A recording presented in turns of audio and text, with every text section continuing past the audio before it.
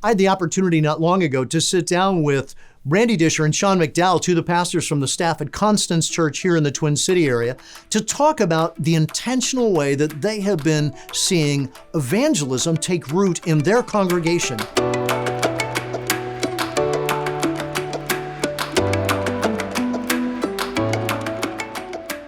Well, Randy and Sean, I'm glad that you could spend some time with me today talking about a subject that all three of us are really passionate about. And that subject is seeing people that are far from God take steps closer to Christ and really come to know Jesus and follow him fully in their lives. And I know you and Sean spent a lot of time talking about what does that look like at Constance Church? How are you seeing that lived out? Let's start first, though. Tell me a little bit about your own journeys. Well, I grew up with a pastor dad who was very evangelistic, outreach oriented. And that's always been a part of my life and even our church for Constance. I've been there a long time.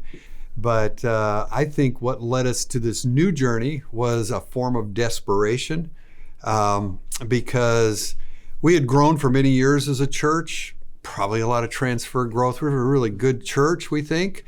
And but we were not growing by conversions. It was desperation. We didn't want to see the church to fritter off into death. You don't need another program. What you have to do is everything has to be embedded within your whole church so that the whole church becomes part. We're all called to be evangelists. We're all called to see the lost world like Jesus did.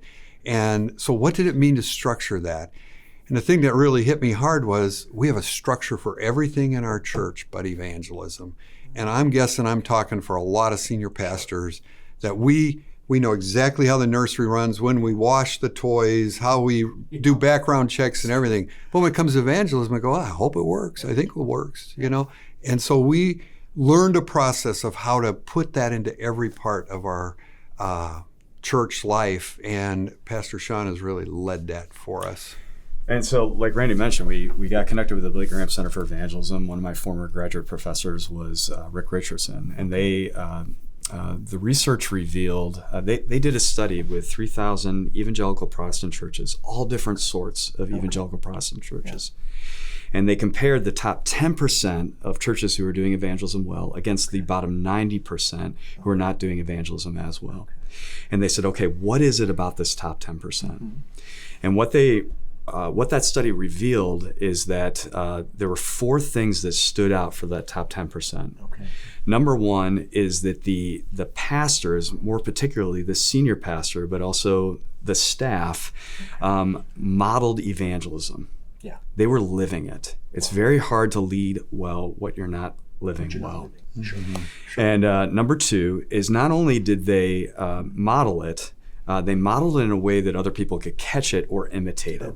Okay. It's one thing for Senior Pastor Randy to get up on the platform and the pulpit and share an evangelistic message and see people far from God come to know him. Or to do a funeral. Exactly. I'm doing a funeral and I shared the gospel and 3 people came to Jesus. Yeah. I mean, those are things that only a pastor can do. And there are certain things that go, wow, these are things only I can do. That's people in the congregation are going to go, well, I'm glad you do that, Pastor Randy. I couldn't do that. That's exactly it. Right. And that's exactly it. But what Randy could share with you is he could share with you a story about him and his wife, Deb, building relationships with their neighbors, inviting a neighbor to church, and now moving into a disciple-making relationship and seeing life transformation happen. Yeah. Mm-hmm. And so the second thing that study revealed is, yes, people can not only know that their pastor is leading well, but in a way that I can catch and imitate that. Sure. I get that. I can do that. Mm-hmm. You know. Third, what it revealed was that the prayers were focused in the church on those who are far from Jesus. Okay. Mm-hmm. And last, that the ministries and the church itself was welcoming, accepting, hospitable toward those who are far from him. So this isn't about being quote unquote seeker driven. It's about being hospitality driven. Sure. And so that really put us on a path to say, okay, what would it look like to take those learnings as well as other learnings and implement that throughout our church? Okay. And to see church culture change take place. You know what's interesting about what you shared is None of those things that you shared that came out of that study, nor what you shared, Randy, none of those things are beyond the reach of the average person that's sitting in a congregation. And there seems to me a couple of key things that I'm hearing. Number one is intentionality. As you think about being intentional, thinking, how does evangelism play into what we do intentionally, thinking that through. And the second is accessibility. Now, you have seen some pretty incredible things happen at Constance. I mean, this year, you're at about a 10% growth rate this year of new believers. Yeah. Tell me, how did that happen? We have started to see that happen in our body. It started with our staff and really just intentionally encouraging and strengthening our staff in monthly reminders that evangelism evaporates really quick. What are you going to do about it? And so that really started to change the culture of our church and then the ministries. We've seen some growth happen, and Sean can kind of tell a little bit about that, how we've brought in consultants, and we started years ago thinking about this, and then what God has done has been pretty great. We did, and we brought in a consultant 6 years ago, and that consultant, a former Free Church pastor, and he challenged us, and he said, boy, if you could set a faith goal in this upcoming year to see how many people would you want to see make a first-time decision to follow Jesus. And as a team, we thought, man, it would be great just to see 50 people. But what was exciting is once we started this process, and like Randy said, it began with our team. Randy at the time said, hey, Sean, would you be willing to be the co-pilot for this movement across our church? And so we put 18 of our staff around that room and said, and each one of those staff oversees every area of, within our church. And what we're doing is we spend every month, just once a month, we spend some time focusing both on their personal outreach and evangelism, and then their ministry outreach and evangelism to try to raise up the hospitality in each of their ministry areas. And what they did is they began to establish the first year 75 strategic goals within their cumulatively among the areas of their ministry throughout the church. Right. And between that, their own personal evangelism, the opportunity, like you were mentioning, celebrating stories about life transformation. Right. Last fiscal year, we ended up seeing 86 people indicate a first decision to follow Jesus Christ. And then this fiscal year, over the past about 10 months now, we've seen 250 plus people indicate that first decision. That's amazing. Yeah, time decision. Oh my goodness. So, I mean, what 50 would have been a big amount, your thought, and now you're looking already 250 in about 10 months this year. Again, it's that intentionality, accessibility, and making sure that you're walking alongside people to do that. Now, my passion, as I look at the Free Church, I want to see us be able to figure out how can we be sharing Christ and really introducing people to Jesus who are far from God. I mean, we need to intentionally do that. A part of what you've been doing, and take just a moment or two, you've been giving leadership to some cohorts of senior pastors, helping them on the journey that your church has gone on. Just tell me a little bit about those and the potential impact you think that could have across our movement.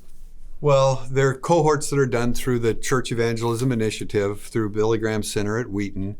And so they've developed and equipped coaches to help lead through a 2-year process to just go through the stuff that Pastor Sean just talked about as far as getting a structure in your church, not a new program, but a structure in your church where everyone is thinking about outreach and evangelism. And these are senior pastor cohorts. There is no cohort you can't send a replacement. And you have to have a senior pastor because the first pillar of this, there's 5 pillars. Right. The first pillar of this is it has to be your heart and it has to be modeled for the congregation. Sure. Then you bring along with you a co-pilot, which was Sean for us. And each church begins to pick a co-pilot that helps lead this into every part of your church. What I think we could do is see this saturate through all of our districts to where we could begin a movement to where evangelism now, our greatest weapon is not our great programs or anything. It's our people released into the world who are thinking about their lost neighbors and friends. And that's where you start seeing a couple hundred people come to Christ. It's not because we did a program better. Right. It's because we released our people better. Well, and to help them to see that really evangelism is not equated simply with closing the deal. In other words, I shared the 4 spiritual laws and someone came to faith. As important as that is, somebody has to come to the point where they bend the knee to follow Jesus. But so much of what we would call, what you're talking about in evangelism, is helping people to see it's spiritual conversations that help a friend, a neighbor, a coworker, a family member take one step closer to Jesus. Our prayer, I know because I join you in this, is that we could see this kind of passion for people coming to know Jesus and follow him go all across the Free Church. So wouldn't it be an exciting day if we could see that 10% annual conversion rate in the majority of our free churches across the U.S.? What a difference, and the Lord Jesus would receive great glory. Thanks for coming and talking a bit about this with me today. Bless you.